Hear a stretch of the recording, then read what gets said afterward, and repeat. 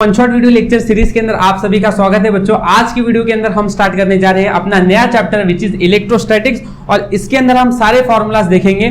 साथ साथ बच्चों मैं आप लोगों को ये भी बता दूं कि हम ऑल चैप्टर्स के one shot video lecture CET के अपलोड करते जा रहे हैं, तो उन सबको जरूर देखना। स्टार्ट करते हैं हमारे आज के चैप्टर से और पहला कंसेप्ट है इलेक्ट्रोस्टैटिक फोर्स।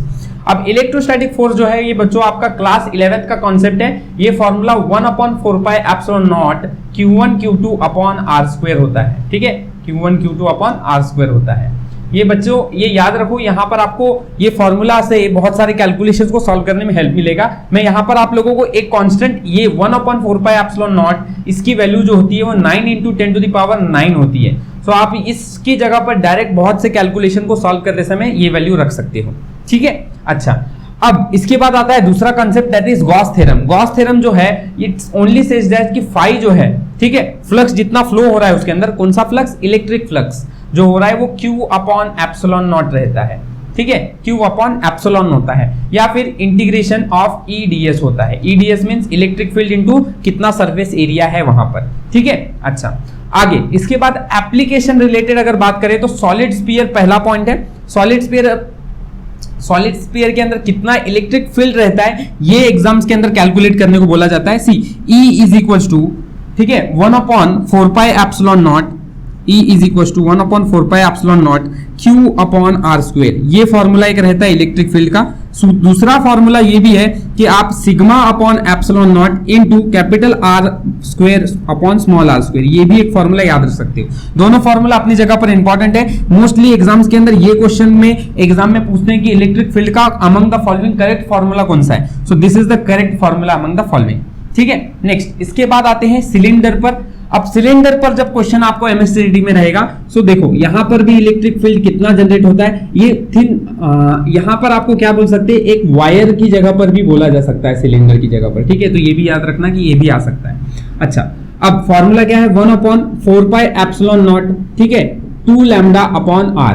ठीक है, यहां पे याद रखना ये लैम्डा जो है ये आप लोगों का क्या है, लीनियर चार्ज डेंसिटी है। एक सरफेस चार्ज डेंसिटी होता है ये सिग्मा एंड ये होता है linear charge density that is lambda. तो दोनों को याद रखो, है ना। और बाकी तो आपको पता ही है बच्चों, ये ε0, ये r स्मॉल r, ये जो रहता है ये सारी चीजें स्फीयर के अंदर रखी हुई रहती है। कैपिटल R और स्मॉल r क्या है, देखो अगर आप एक स्फीयर को देखोगे तो इनसाइड रेडियस जो है वो कैपिटल R है और अगर बाहर वाले को देखोगे तो ये कैपिटल R है आपका। ठीक है, सॉरी स्मॉल r है आपका। तो ये दोनों के बीच में ये डिस्टेंस होता है, inner radius is capital R and outer radius is small r, जो कि आपके गॉसियन सरफेस के ऊपर वाला रेडियस जो है। ठीक है, सेम फैक्टर यहां पर आप लोगों को ये कभी कभी एग्जाम में ऐसा भी लिखा हुआ रहता है कि ये 1/4πε0 की जगह पर ये 2 से डिवाइड करते हैं and it becomes as 2πε0 into λ/r। तो ये भी चलेगा, बट मोस्टली हम कैलकुलेशन को इजी बनाने के लिए यहाँ पे 1/4πε0 की वैल्यू 9 × 10⁹ रखकर इसको आसानी से कैलकुलेट कर सकते हैं। ठीक है,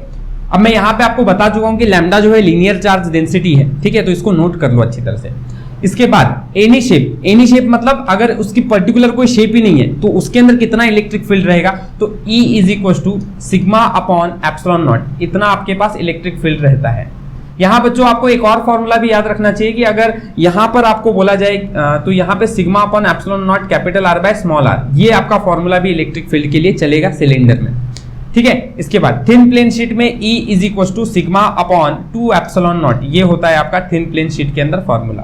ठीक है, तो ये कुछ बातें हैं जो आपको पहले से पता रहे, अच्छी तरह से फॉर्मूले को पढ़ो। इसके बाद पोटेंशियल एनर्जी का formula, potential energy is U is equal to, देखो ध्यान से, अब ये जो कंसेप्ट है ना, पोटेंशियल एनर्जी हो गया, इलेक्ट्रिक पोटेंशियल हो गया, ये सब दोनों को इंटरकनेक्टेड है, बहुत ही सेम फॉर्मूला रहता है। तो बहुत से बच्चे यहाँ पर कंफ्यूज रहते हैं कि electric potential and potential energy इसके फॉर्मूले क्या है। तो देखो बच्चों, पहली बात तो आपका इलेक्ट्रिक पोटेंशियल जो फॉर्मूला होता है पोटेंशियल एनर्जी का, ये है 1/4πε0 Q1 Q2 अपॉन R।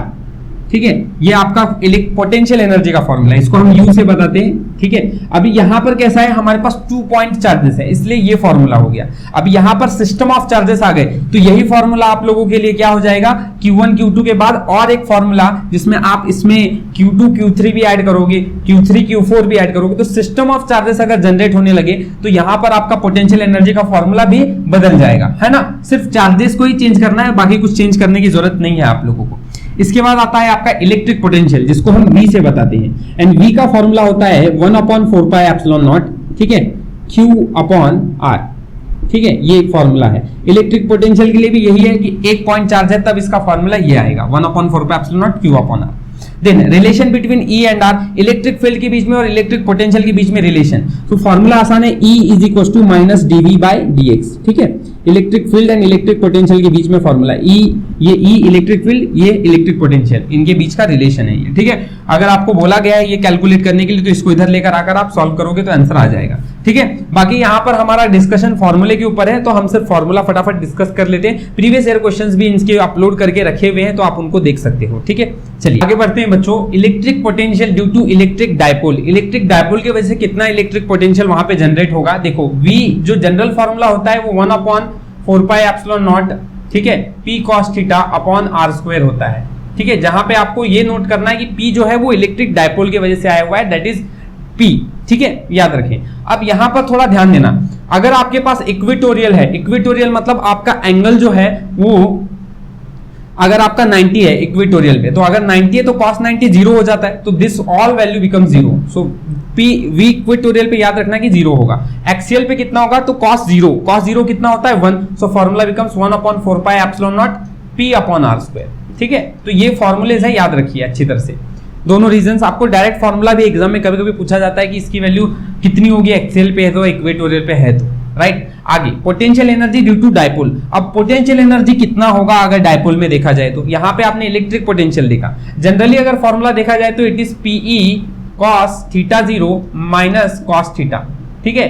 अच्छा, लेकिन अगर आप देखोगे तो एक्सियली मतलब क्या कि अगर आप 90 डिग्री का एंगल देखो तो cos 90, सो इसके लिए आपका एंगल बनता है माइनस PE cos थीटा, ठीक है। और अगर आप 0 डिग्री, थीटा अगर 0 है, यहाँ पे थीटा अगर आपका 90 था तब, तो थीटा 0 होगा तो फॉर्मूला होगा PE 1 माइनस cos थीटा, ठीक है, 1 minus cos theta, right, cos theta 0, sorry, right. तो ये सब चीजें आपके फॉर्मूले आएंगे जिसमें आप लोगों को अगर इलेक्ट्रिक पोटेंशियल, इलेक्ट्रिक डायपोल की वजह से कितना होगा, potential energy due to dipole की वजह से कितना होगा, ये दोनों फॉर्मूलाज आपको याद रखने हैं।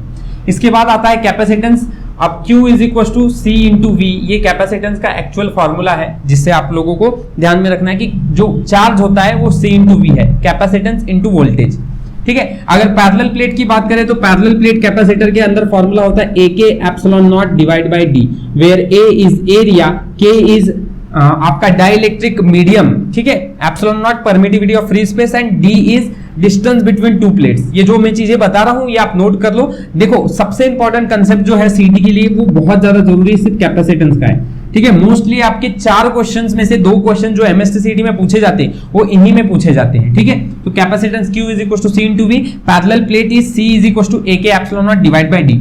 अब सीरीज एंड पैरेलल के अंदर भी बात कर लें। सीरीज के अंदर आपका फॉर्मूला होता है 1/CS is equal to 1/C1 plus 1/C2 plus dot dot dot plus 1/CN। और अगर आप पैरेलल पे बात करोगे तो पैरेलल पे फॉर्मूला होता है Cp is equal to C1 plus C2 dot dot dot plus Cn, ऐसे n नंबर्स के लिए कैपेसिटर के लिए।